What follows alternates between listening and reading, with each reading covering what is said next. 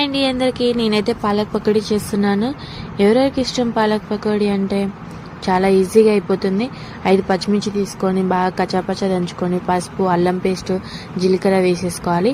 ఇలా పిండిలో మొత్తం కలిసేలాగా అవి కలుపుకోవాలి. శనగపిండిలో పాలకూర చూసారు కదా, ఇలా మీడియం సైజులో కట్ చేసుకోవాలి. కట్ చేసుకున్నాక వాటర్ పోయకుండా కలుపుకోవాలి. ఆల్రెడీ మనం కడిగి పెట్టుకున్నాం కదా పాలకూర, అందులో ఉన్న వాటర్ తోటి సరిపోతుంది అన్నమాట.